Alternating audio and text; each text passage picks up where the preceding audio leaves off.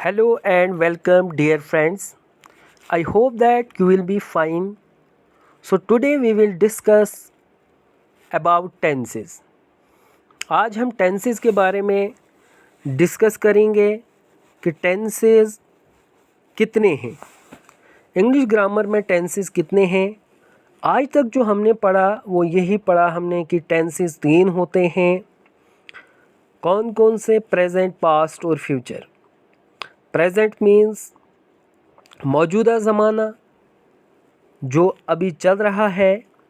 Past means गुज़रा हुआ ज़माना या वो वक्त जो निकल गया। और उसके बाद फ्यूचर यानी आने वाला जो अभी नहीं आया है, जिसका हमें वेट करना पड़ेगा। ठीक है, तो लेकिन आज हम प्रूफ करेंगे यहाँ पे कि टेंसेस जो होते हैं वो सिर्फ 2 हैं, प्रेजेंट और पास्ट। मैं आपको विद एग्जाम्पल इनके बारे में समझाऊंगा कि 2 ही टेंसेस आखिर क्यों हैं। देखिए, अगर हम प्रेजेंट सिंपल की बात करेंगे तो एक सेंटेंस जैसे मैंने यहाँ लिया कि आई राइट, मैं लिखता हूँ। आई प्ले, मैं खेलता हूँ। वी वॉक, हम चलते हैं। अगर हम पास्ट की बात करेंगे, इसी टेंस को अगर हम पास्ट टेंस में चेंज करेंगे तो मैं लिखूँगा आई राइट की जगह आई रूट, यानी सब्जेक्ट के साथ वर्ब की सेकंड फॉर्म। इसी तरह से अगर वर्ब की फर्स्ट फॉर्म प्रेजेंट सिंपल में है आई प्ले, तो मैं क्या लिखूँगा? आई प्लेड, क्योंकि प्लेड जो है वो वर्ब की सेकंड फॉर्म है। बहरहाल आपको पता होगा, आपको रूल्स के बारे में ऑलरेडी पता होगा, लेकिन मैं आपको यहाँ पे सिर्फ ये बताऊँ कि टेंसेस 2 क्यों होते हैं। देखिए, यहाँ पे अगर हम फ्यूचर सिंपल की बात करेंगे तो फ्यूचर सिंपल में हम क्या लेते हैं? आई शल राइट। आई के साथ जो सब्जेक्ट है, इसके साथ हमने मॉडल का यूज़ किया, यानी जिनको हम एक्सिलरी वर्ब या हेल्पिंग वर्ब भी कहते हैं, क्योंकि आई के साथ हमने शल लगाया, फिर हमने लिखा वर्ब की फर्स्ट फॉर्म। तो आई शल राइट, मैं लिखूँगा।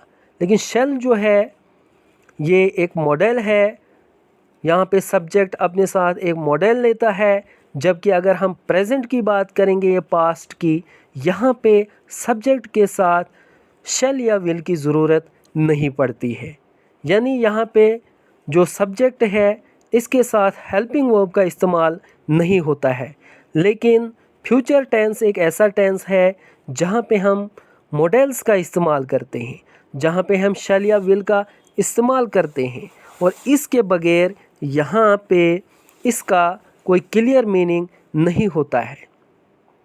इसलिए कहा गया है कि फ्यूचर टेंस जो है ये इसको हम एक एस्पेक्ट मानते हैं, क्या कहते हैं इसकी, प्रेजेंट टेंस की। क्यों? क्योंकि अगर हम आई के बाद शैल को हटा दें तो आई राइट बन जाएगा, ये तो प्रेजेंट सिंपल सेंटेंस बन जाएगा।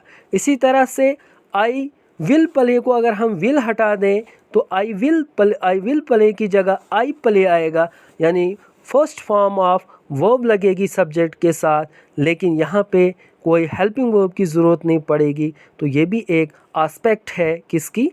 प्रेजेंट टेंस की। इसीलिए कहा गया है कि इंग्लिश ग्रामर में सिर्फ 2 ही टेंसेस हैं, यानी प्रेजेंट एंड पास्ट, क्योंकि इन दोनों के साथ हेल्पिंग वर्ब नहीं लगती है। और इसी तरह से अगर हम बात करेंगे फ्यूचर में तो यहाँ पे हेल्पिंग वर्ब की ज़रूरत पड़ती है, यहाँ पे मॉडल्स का इस्तेमाल होता है। That's why there are only 2 tenses in English grammar. यहाँ पे भी हम देख सकते हैं कि जहाँ पे है I am writing a letter, I was writing a letter, लेकिन फ्यूचर में अगर हम देखेंगे तो हमें यहाँ पे शैल और विल का इस्तेमाल फिर से करना पड़ेगा। और अगर हम देखेंगे जो लिंग्विस्टिक टर्मिनोलॉजी है उसमें भी ये मेंशन है कि बिकॉज ऑफ फ्यूचर टेंस कि there are only 2 tenses because future tense required helping verb, that is modal, यानी मॉडल का इस्तेमाल यहाँ पे होता है। इसके अलावा अगर आप एक वेबसाइट पे जाएंगे जिसका नाम है ब्रिटिश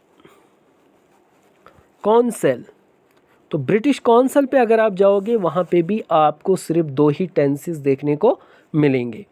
और इसके अलावा जॉन एस्टॉविड ने एक बुक लिखी है, एक ग्रामर है ये, ऑक्सफोर्ड प्रैक्टिस ग्रामर। अगर इस पे भी आप जाएंगे तो आपको वहाँ पे भी सिर्फ 2 ही टेंसेस देखने को मिलेंगे। तो इससे ये साबित हो जाता है, ये प्रूव हो जाता है कि असल में इंग्लिश में सिर्फ 2 टेंसेस हैं।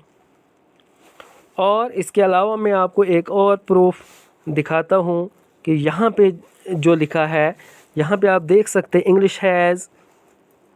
English has just 2 tenses, the present and the past, as in goes went। जैसे मैंने पहले भी आपको समझाया था कि जब हम प्रेजेंट सिंपल में कोई थर्ड पर्सन सिंगुलर होगा, ही, शी होगा, इट होगा या किसी का नाम है, उसके साथ हम एस या ई एस का इस्तेमाल करते हैं। अब अगर हम यहीं पे बात करेंगे पास्ट सिंपल की बात करेंगे तो गोज़ को हम चेंज करते हैं वेंट में, लेकिन यहाँ पे शेल या विल की ज़रूरत नहीं पड़ती है। इसीलिए कहा गया कि फॉर्म जो शेल और विल हैं are not verbal inflection but modal auxiliaries which when reduces are attached to pronouns not to be verb root। ठीक है। Also important are to form meaning relationships वगैरह के लिए जो है मॉडल एक्सिलरी का मीनिंग का एक्सप्रेस होता है, उसके लिए एक्सप्रेस मीनिंग करते हैं। और जो यहाँ पे नीचे कुछ चीज़ें दी गई हैं इनको आप पढ़ सकते हैं। यहाँ से भी आपको नॉलेज मिलेगा कि क्यों जो प्रेजेंट, पास्ट और फ्यूचर टेंस हैं इनमें फ्यूचर टेंस का वजूद क्यों नहीं है, ये एग्जिस्ट इंग्लिश ग्रामर में क्यों नहीं करता है टेंसेस में। सो आई होप आपको ये लेक्चर अच्छा लगा होगा। अगर आप पहली बार चैनल पर विज़िट कर रहे हैं तो सब्सक्राइब ज़रूर करें। Thank you.